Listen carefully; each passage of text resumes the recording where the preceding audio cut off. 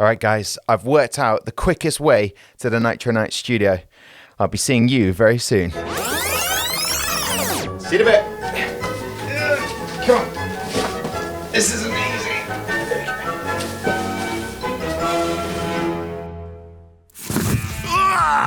Yes! It actually worked! To be honest, I didn't think it would, but it actually did. I'm in the Nitro Night studio and I'm so excited to be here. If you're wondering how I made it in one piece, bubble wrap. Come on.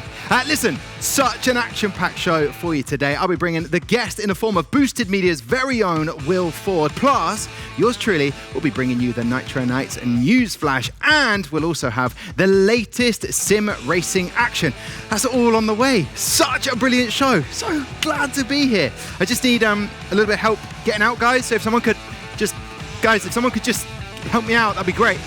Guys?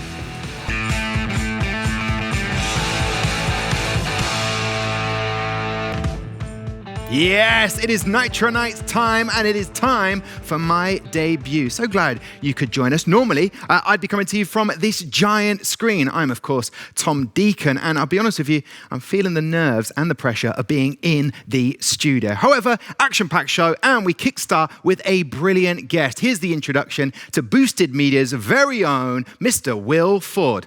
Take a look. Racing wheels, pedals, monitors. Will Ford, aka BoostedMedia, has it all. The Australian sim racing YouTube creator is a true tinkerer and loves to get the most out of sim rigs and peripherals. His sim rig is based on a SimLab P1X frame, but what he's made from it is nothing less than a multimedia racing paradise. Not only can Will race and stream right out of his rig, but he also has precise control over his lighting. He custom-made lots of parts like his button box or laptop holder by himself, and the racing enthusiast just keeps on trying to optimize his rig, as with extras like his external lap timer or just how he sets out his component elements.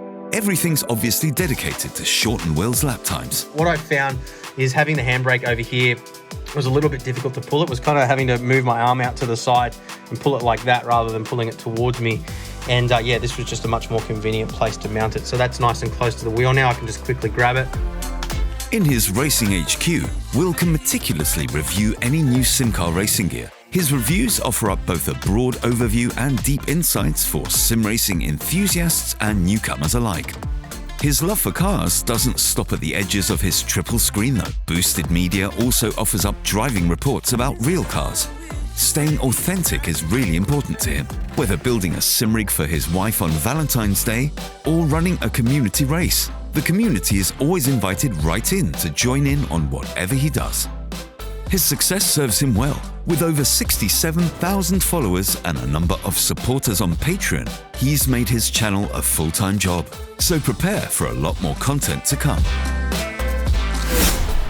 There you have it then. That should have brought you up to speed, but let's now meet the man himself. Of course, I'm talking about Will Ford. This party for one at the moment in the Nitro Night studio is about to become a party for two as we welcome all the way from down under in Australia, it is Will Ford. Will, how are you?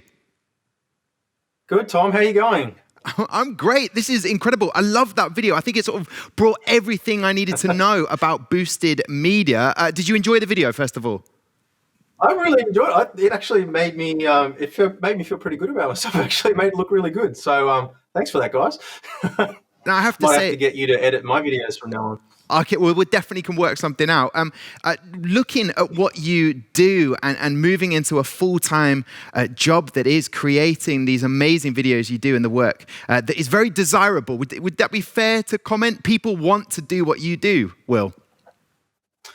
Well, yeah, I mean, it's been funny how it's all just sort of come about like that. I've tried to always sort of look at what other people are doing in the space and sort of put my own unique flair on it. And, you know, I think sim racing gear is a desirable thing. You know, a lot of people aspire to own a lot of the gear that we feature in the videos. So I've always tried to sort of bring that creative flair into it and make the experience more real for people, make people, you know, really sort of get a sense for what it's like to actually experience this equipment for the first time, as opposed to just sort of being a review where it's just, you know, unboxing and, you know, kind of a little bit robotic, so to speak. Yeah, definitely. I have to say I do monitor that. But listen, I want to know, Will, how did you get into cars and sim racing? Cars and sim racing. Okay, how much time have you got?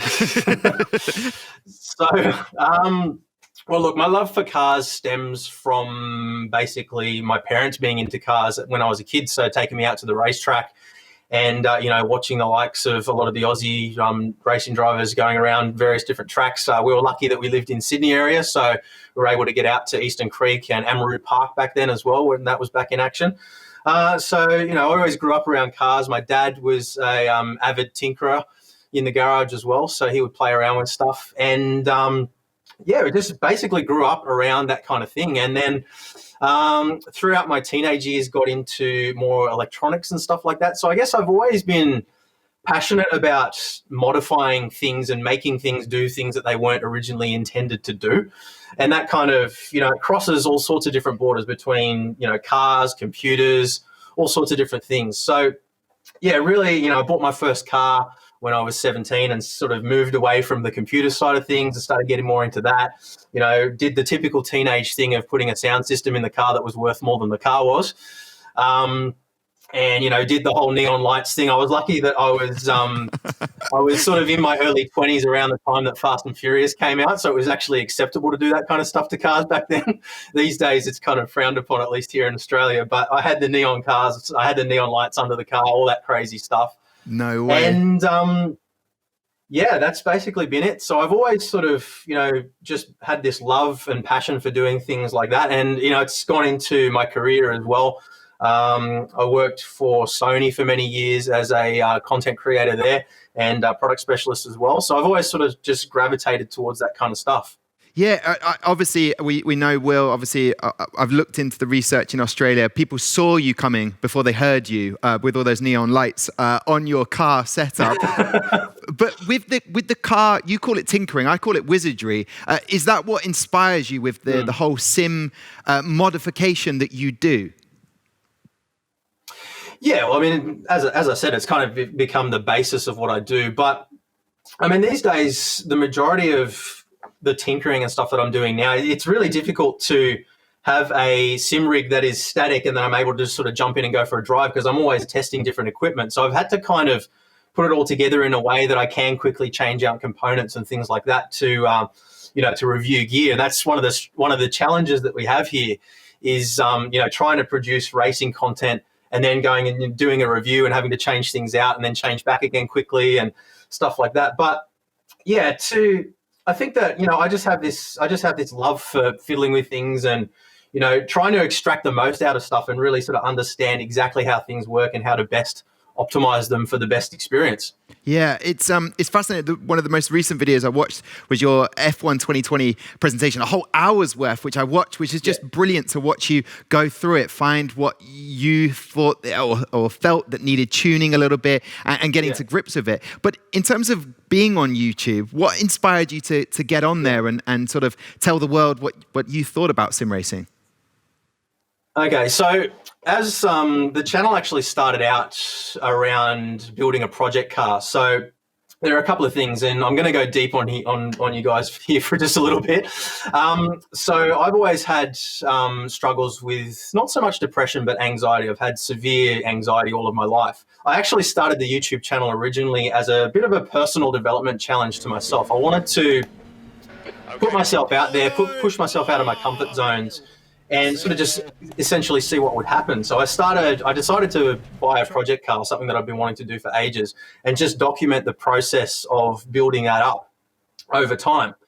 And, so I didn't really care at that point whether people were watching the videos or not. I just was doing it for my own personal development to push myself out of the comfort zones. And because I was at the time one of the only people in the world that was sort of doing modifications on that particular car, it was a Subaru BRZ, so they'd only just come out. It actually gained quite a bit of traction for a relatively small niche pretty quickly. So I kind of was focused around doing that. And I just found that, it really changed me as a person. It really made me much more confident and really helped me out a lot on a personal level. So I just kind of kept pursuing it. And then the time came to sell that car, and I really wasn't sure what I was going to do with the channel. So I kind of started to diversify into doing, more broad spectrum vehicle reviews, things like that. And then that kind of started to become a little bit too much of a challenge with, the struggle of full-time work and having kids as well. We had young kids during that period, so that was all sort of having to be juggled. And then I decided to sort of move more across into technology and computer building, which was another passion of mine. And for people that have been following the channel for a while, or for people that go back and look at some of the older videos, we did a lot of water-cooled builds, including the build of the rig that's behind me right now. So we're kind of focused on that kind of thing for quite some time. And then I was really wanting to get into car racing. I was wanting to take my car to the track more often and stuff like that. But living a couple of hours away from the nearest track at this point, that was, logistically very difficult to do. So, and also extremely expensive. Anybody that's owned track cars would know. It's always funny when I get these comments saying, oh, for the price of what you've got for this sim rig, you could have bought, 2 or 3 track cars. But every time you go to the track, it costs you a couple of $1,000 Australian dollars in consumables, oil, tyres, the fees for licensing, and that's before you even have an accident and damage the car. So it's not a cheap exercise. And I also didn't want to be spending the time away from my family either with the young kids. I wanted to be around for them. So I thought, I'm going to give this sim racing thing a go. And I remember very distinctly, I sent my brother a text message and said, I'm thinking about getting into either mountain biking or sim racing. Which should I do? And he told me I absolutely should do the mountain biking. But I actually ended up buying a mountain bike as well as some Fanatic gear. So I bought a Club Sport wheelbase 2.5, the V3 pedals, and a couple other bits and pieces around that. And basically just started making videos about that. And if you go back and look at some of the early sim racing videos that I did, it was all done in my living room on a wooden table, very low production value. And I had to kind of keep it that way. Then I started to get interest from companies wanting me to review their gear, and it sort of snowballed from there. So about a year ago now, we decided to convert my garage into the studio, which was a big move for me because it meant selling my beloved BMW M235i, which was kind of my pride and joy. That must have been very difficult. So I sold that car. Will, it must have been very difficult to get rid of the real car to sort of set up the incredible studio that so many people are used to. I have to say, it's such an inspiring story that where you started from to where you are now, people who follow you can see that journey. I feel like with everything that we've been on, we just need to take 1 second. We could take a quick break. And when I say quick break, Will, what I really want to do is ask you some quick fire questions, Will. Would you be up for that? Oh, I think so. Yeah, I think we should be okay. Okay, no pressure, but what I'm looking for is the fastest possible response to these very personable, difficult questions. Okay, so we're clear? Oh, yeah, okay. Okay, yep, first question. Here we go. Favorite racing game? Yep. Oh, at the moment, I'd say iRacing. Okay, favorite driver? Current or all time? All right, we'll let you interpret that question as you see fit, sir. Okay. Ayrton Senna. Okay, favorite car? Not the one that you sold. Please don't say that. Oh, no. I'd have to say my favorite car would be probably LaFerrari, I think, or F40, one of the two. Okay, good choices. What's more important, wheels or pedals? Pedals, 100%. Wow, okay. Building or buying a rig? I think building. It's more rewarding, but there is a space for buying as well. So, yeah. Okay, favorite racing discipline? Ooh, I think Formula One. Okay, and finally, I'm just throwing in there as a bonus quickfire round question. Best thing about Australia? The drop bears. Okay, well, there you go. That wasn't too bad, was it, Will? No, it wasn't too bad at all. Okay, I feel like what that's done is just loosened you up perfectly now to talk more about rigs. And I have to say, if someone is new to the world of sim racing, what is the most important thing that they can spend their money on? Where would you start them off in terms of that rig? Because behind you, I see incredible rig equipment, but where should they start? So it's a difficult question because it really depends on how far down the rabbit hole you want to go. But as we said in the quickfire, pedals are definitely the most important thing. And that's kind of a little bit counterintuitive to a lot of people, because most of the feedback that you experience when you're driving is through the wheel. But as long as you're getting the feedback through the wheel that you need to sort of interpret what's going on with the car, your brain actually adapts really well to that. So the mechanical feel of the pedals and sort of establishing that muscle memory becomes, much more important than the wheel itself.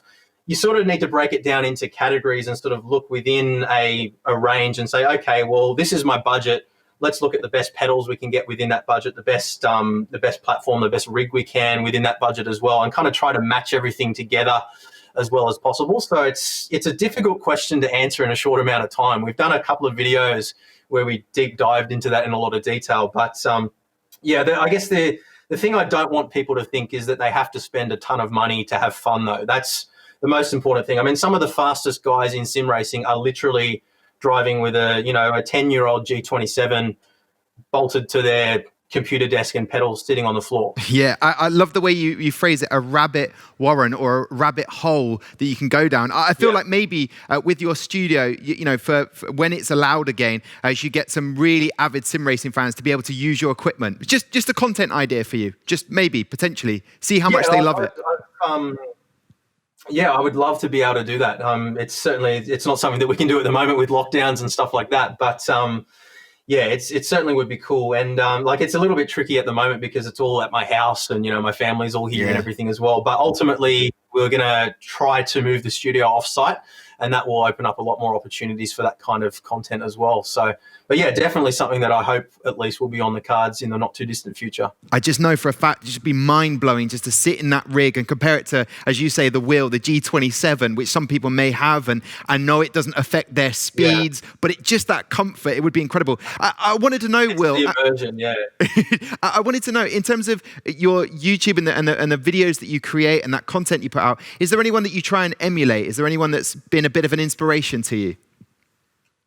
Look, there's a couple of people. I think when I started moving in the more tech direction, Jay's 2 cents was a big inspiration. I really appreciate his approach to transparency in the way he addresses a lot of the issues that come up around content creation. So he's been a big inspiration in that regard.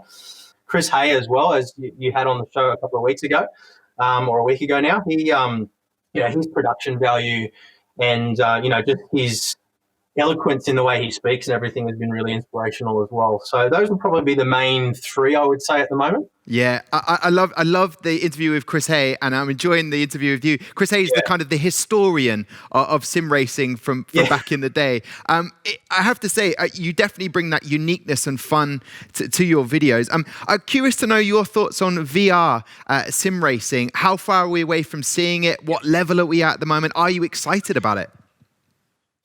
I'm extremely excited about VR. I got into VR about a year ago now. And look, it was interesting. Quite a few people commented on my videos that I did around that I didn't seem as excited about it as they thought I would be. I do feel like at the moment we're just not quite there. It feels like it's still in its infancy.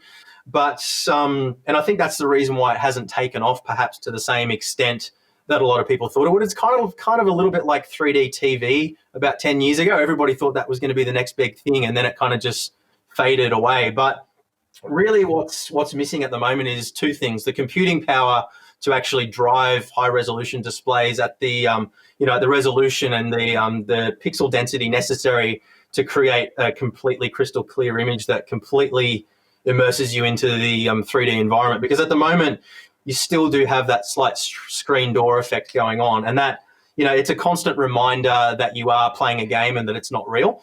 But, once you get past that and you really sort of get absorbed into the 3D world, it is unmatchable in terms of the immersion that it offers. So, over the next couple of years, we're going to see some massive leaps there with the 3 Series cards coming out from NVIDIA pretty soon as well. We've got some next generation headsets coming soon too. So, I think next 12 to 24 months is going to be a big leap there. And I think that you'll see a lot more people in the VR world. Listen, my fingers are crossed for it. I actually mistakenly, and I want this on record, mistakenly took some 3D glasses from the cinema, so I'm hoping I get to use those in any setup that comes out. Listen, Will, we obviously ask our community, our fans of Nitro Nights, a few questions to get involved in the social media. I'd like to share them with you right now and get your take on them. We asked everybody to send us some of the craziest rigs and the setups they've had. This one came in from Danny Gisa, incredible in there. And the actual framework of the car, maybe that could be the perfect transition for you in your garage, is to set up a car so you don't miss it as much. I wish I had the space for something like that, to be honest. I haven't actually tried a rig like that. I'm very, very keen to do so because there are some, it looks really awesome on camera. There are some aspects of a setup like that can be a little bit tricky to get right. And often with sim rigs, less is more in terms of movement as well. But definitely keen to try something like that out. That is very, very cool. Yeah, and you have to be very careful with that one where you park it. You might get a ticket. Listen, let's... Definitely. The socials now changing on to a brilliant title, which was called On Rush. Princess TX talked about this. I don't know if it's something you've particularly played. It's kind of like Overwatch, but in cars.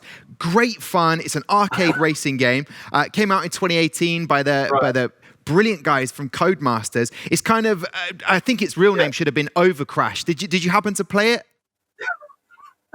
No, I haven't actually played that one, but it does look like an awful lot of fun. I've been starting to get my young kids who are 3 and 5 years old into a little bit more sim racing stuff. So that could definitely be one that might be a good gateway for them.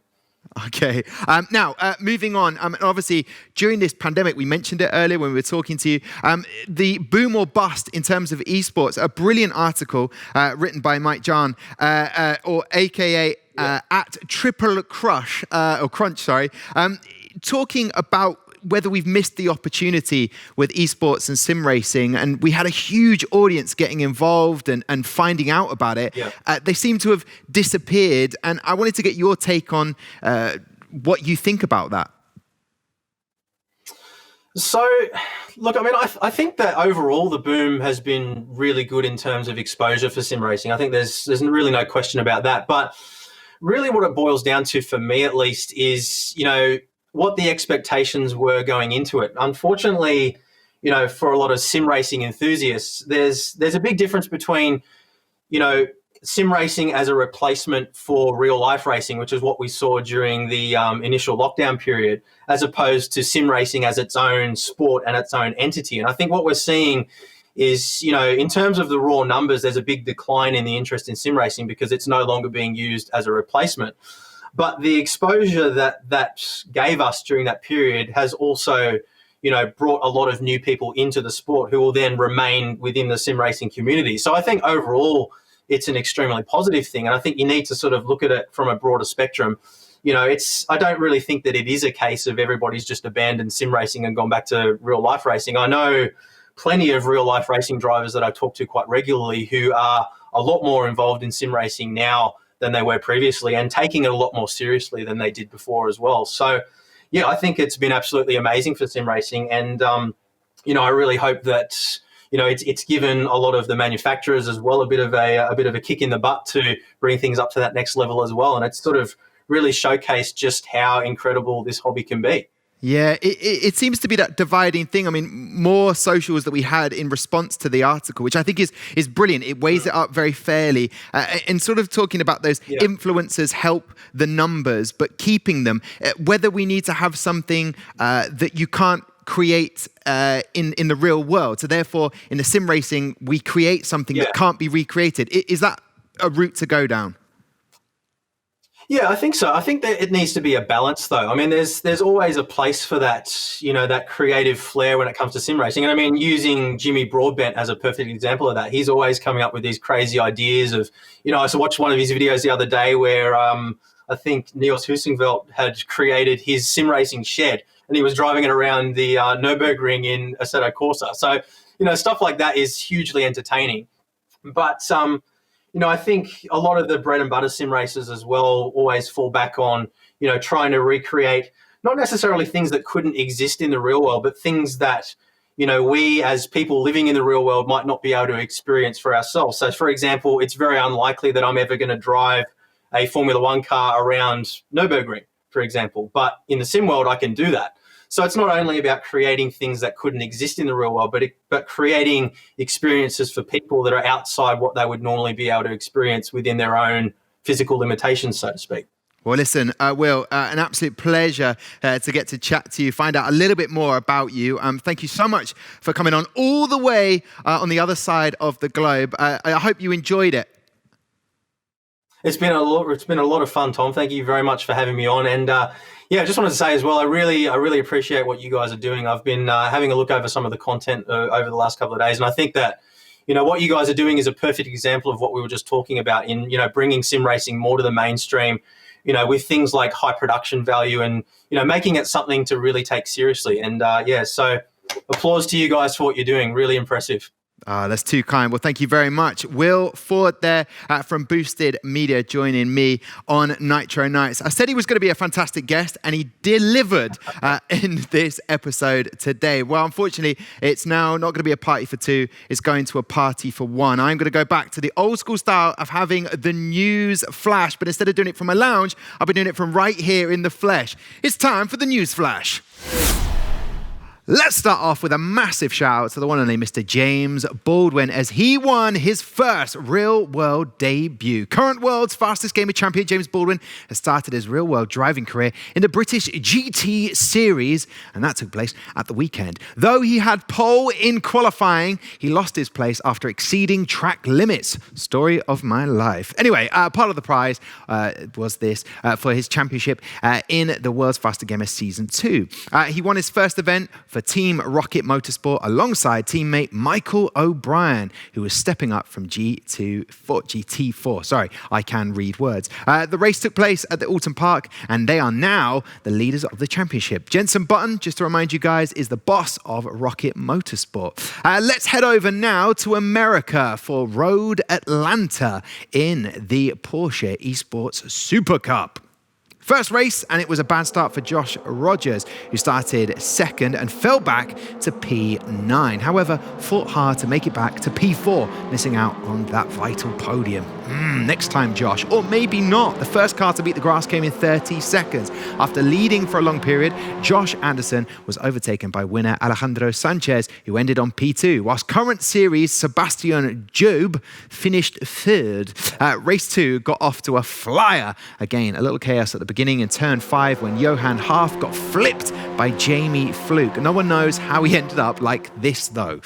Now, after a huge cat and mouse battle between Job and Josh Rogers, he took the lead and never looked back. Job finished in second and Sanchez got the third spot on the podium. Mr. 11,000 Beneke battled up from P16 to 6th, so a good recovery from him. Josh Rogers said, one hell of a tricky circuit this one, managing the bumps and blind turns, but it's certainly rewarding when you get it right. From the middle of the pack, whilst David Tanitsa, aka Tonzilla, managed to stay in the top 10 for most of the race. He fell later, finishing 12th in the end. Ferrari teammate and former guest of the show, Enzo Benito, finished in 5th, so congratulations to him. The winner was Niels Najux, representing McLaren, crossing line with an impressive 6-second lead. Now, the ADAC GT Masters Esports Championship, round 1. The series started its first event at the digital Lausitz Ring using Race Room. It came with its own funny glitch, as you will see. Now, Jack Keithley left victorious after a close finish with Le Mans 24-hour virtual champion Nikodem Wisniewski. Nesta Garcia completed the podium in 3rd. And I'd like to mention this, the Sony State of Play. Sony announced a new State of Play presentation. An insider leaked not to expect big announcements for PS5. The focus will be on PSVR and has already announced PS5 games. The new Gran Turismo and Destruction All-Stars could be part of it, though. Very exciting, but there you have it. That brings us to the conclusion for the Nitro Nights news flash. It's very different to my lounge, isn't it? Well, I don't know about you, but I had so much fun in my debut on Nitro Nights. That brings us to the end of today's episode. I'll be back in 2 weeks' time. Next week, you'll be looked after by the one and only Indiana. And as she always says to close the show, stay safe and buckle up. That was me buckling up. Anyway, see you soon.